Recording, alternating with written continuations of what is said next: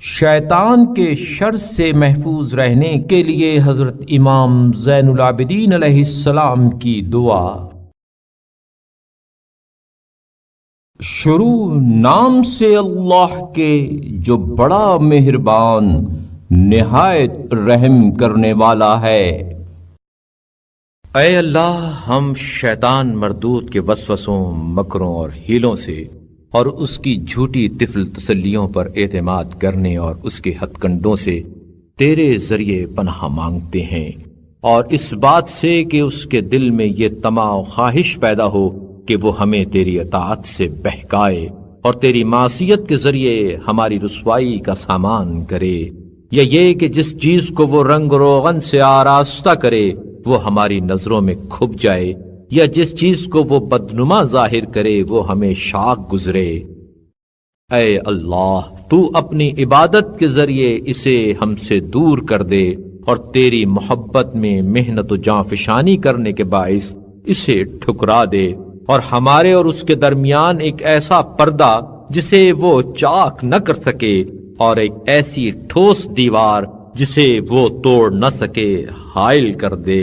اے اللہ، رحمت نازل فرما محمد اور ان کی آل پر، اور اسے ہمارے بجائے اپنے کسی دشمن کے بہکانے میں مصروف رکھ، اور ہمیں اپنی حسن نگہداشت کے ذریعے اس سے محفوظ کر دے۔ اس کے مکر و فریب سے بچا لے اور ہم سے روگردان کر دے، اور ہمارے راستے سے اس کے نقش قدم مٹا دے۔ اے اللہ، محمد اور ان کی آل پر رحمت نازل فرما، اور ہمیں ویسی ہی محفوظ ہدایت سے بہرمند فرما جیسی اس کی گمراہی مستحکم ہے، اور ہمیں اس کی گمراہی کے مقابلے میں تقوی و پرہیزگاری کا زاد راہ دے، اور اس کی ہلاکت آفرین راہ کے خلاف رشد و تقوی کے راستے پر لے چل۔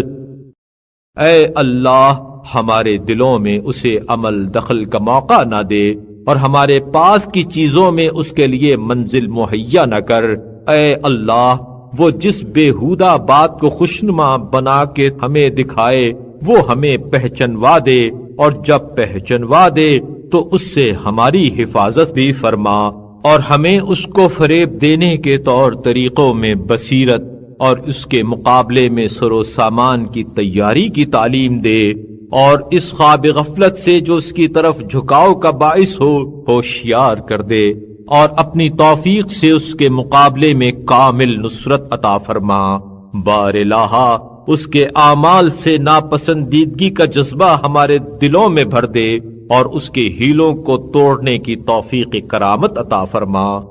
اے اللہ، رحمت نازل فرما محمد اور ان کی آل پر، اور شیطان لعین کے تسلط کو ہم سے ہٹا دے، اور اس کی امیدیں ہم سے قطع کر دے، اور ہمیں گمراہ کرنے کی حرص و آز سے اسے دور کر دے۔ اے اللہ، محمد اور ان کی آل پر رحمت نازل فرما، اور ہمارے باپ داداؤں، ہماری ماؤں، ہماری اولادوں، ہمارے قبیلے والوں، عزیزوں، رشتہ داروں اور ہمسائے میں رہنے والے مومن مردوں اور مومنہ عورتوں کو اس کے شر سے ایک محکم جگہ، حفاظت کرنے والے قلعہ اور روک تھام کرنے والی پناہ میں رکھ، اور اس سے بچا لے جانے والی زرہیں انہیں پہنا، اور اس کے مقابلے میں تیز دھار والے ہتھیار انہیں عطا کر۔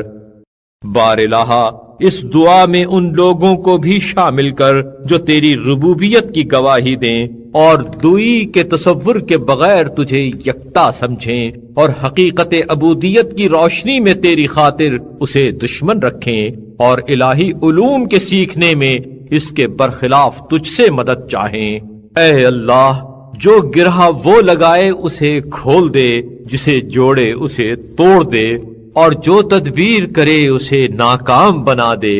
اور جب کوئی ارادہ کرے اسے روک دے، اور جسے فرہام کرے اسے درہم و برہم کر دے۔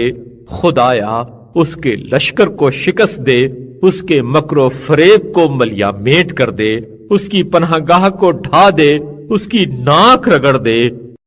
اے اللہ، ہمیں اس کے دشمنوں میں شامل کر اور اس کے دوستوں میں شمار ہونے سے علیحدہ کر دے، تاکہ وہ ہمیں بہکائے تو اس کی اطاعت نہ کریں اور جب ہمیں پکارے تو اس کی آواز پر لبیک نہ کہیں، اور جو ہمارا حکم مانے ہم اسے اس سے دشمنی رکھنے کا حکم دیں، اور جو ہمارے روکنے سے باز آئے اسے اس کی پیروی سے منع کریں۔ اے اللہ، رحمت نازل فرما محمد اور ان کی آل پر جو تمام نبیوں کے خاتم اور سب رسولوں کے سرتاج ہیں، اور ان کے اہل بیت پر جو طیب طاہر ہیں،